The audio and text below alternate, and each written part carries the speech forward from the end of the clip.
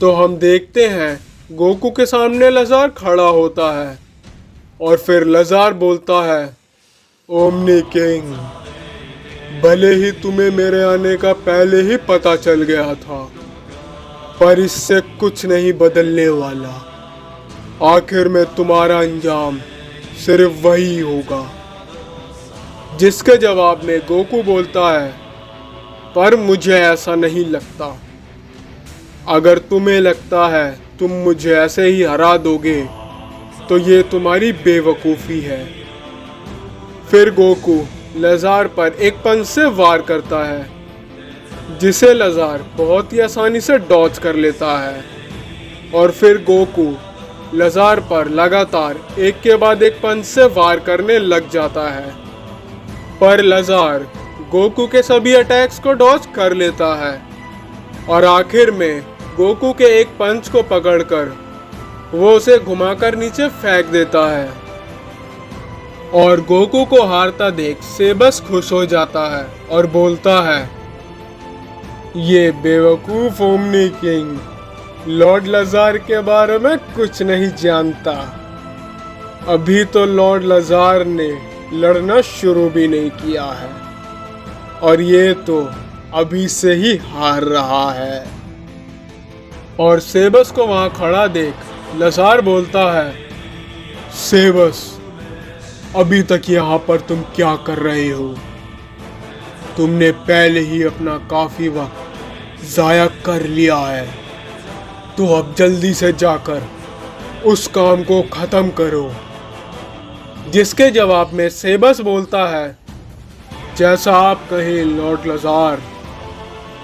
फिर सेबस अपनी छड़ी से वहां एक पोर्टल को ओपन करता है और फिर वो वहां से चला जाता है। और फिर इतने में ही गोकू वापस खड़ा हो जाता है और अपनी पावर्स को बढ़ाकर गोकू लजार पर एक जोरदार पंच से वार करता है, जिससे लजार बच नहीं पाता और थोड़ा पीछे हो जाता है। और फिर लजार उसके जवाब में गोकू पर एक एनर्जी ब्लास्ट से वार करता है, जिससे गोकू बच नहीं पाता और दोबारा पीछे जा गिरता है। और फिर ये देखकर लजार बोलता है, भले ही तुम एक ओमनी किंग हो, पर आखिर में तुम बस एक कमजोर सैयन हो। और सच में ये देखकर मुझे तो हंसी आ रही है। आखिर किस बेवकूफ ने तुम्हें ओमनी किंग बना दिया? जिसके जवाब में गोकू बोलता है, अगर तुम्हें मैं कमजोर लग रहा हूँ तो फिर ये तुम्हारी गलत फहमी है। और फिर अपनी पावर्स को बढ़ाते हुए गोकू बोलता है, और यही गलत फहमी तुम्हारी मौत का कारण बनेगी।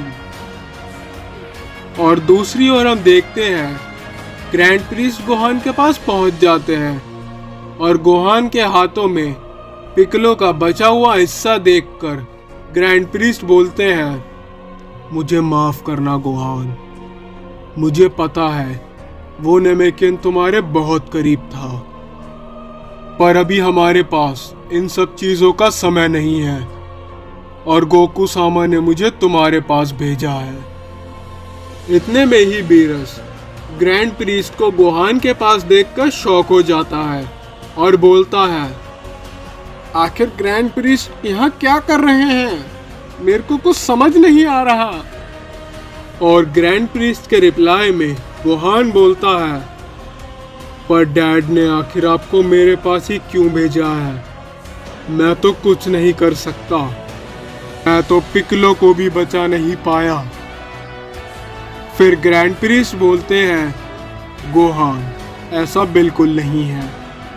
गोकू सामा को तुम्हारे ऊपर बहुत भरोसा है और अब तुम ही हम सबकी आखिरी उम्मीद हो। और मुझे पता है तुम अपने उस नेमेकियन दोस्त का बलिदान ऐसे ही खाली नहीं जाने दोगे। यह सब सुनकर गोहान सोचता है, अगर पिकलो यहाँ होते तो वो भी शायद यही बोलते। और फिर गोहान ग्रैंड प्रीस्ट से बोलता है, ठीक है ग्रैंड प्रीस्ट, मैं तैयार हूँ। और फिर गोहान और ग्रैंड प्रीस्ट वहां से निकल जाते हैं। और दूसरी ओर हम देखते हैं गोकू लजार पर एक जोरदार वार करता है, जिससे लजार बच नहीं पाता और थोड़ा पीछे हो जाता है। जिसके जवाब में लजार गोकू पर एक एनर्जी ब्लास्ट से वार करता है, जिसे गोकू डॉज नहीं करता और वहीं का वहीं खड़ा रहता है। पर उस एनर्जी ब्लास्ट से गोकू को कुछ नहीं होता। फिर गोकू लजार पर एक जोरदार पंच से वार करता है और फिर घूमकर एक किक से वार करता है, जिससे लजार काफी पीछे हो जाता है। और फिर ये देखकर लजार बोलता है, अगर तुम्हें लग रहा है तुम मुझे ऐसे कमजोर अटैक से हरा दोगे, तो तुम्हारी जानकारी के लिए मैं बता दूं, अभी मैंने लड़ना शुरू भी नहीं किया है। ये सुनकर गोकू बोलता है, मुझे जल्दी कुछ करना पड़ेगा। फिर गोकू अपनी शक्ति को बढ़ाकर लजार पर दोबारा हमला कर देता है और फिर दोनों एक दूसरे से लड़ना शुरू कर देते हैं। पर लड़ाई के दौरान गोकू अचानक से लजार के पीछे चला जाता है और फिर वो अपने दोनों हाथों से लजार के सर पर एक जोरदार वार करता है, जिससे लजार नीचे जा गिरता है। और ये देखकर लजार को काफी गुस्सा आता है और वो बोलता है, लगता है तुम ऐसे नहीं मानोगे। और फिर लजार अपनी पावर्स को बढ़ाकर अचानक से गोकू के पास आ जाता है और फिर उस पर लगातार एक के बाद एक वार करने लग जाता है। और फिर आखिर में लजार गोकू पर एक जोरदार एनर्जी ब्लास्ट से वार करता है, जिससे गोकू नीचे जा गिरता है।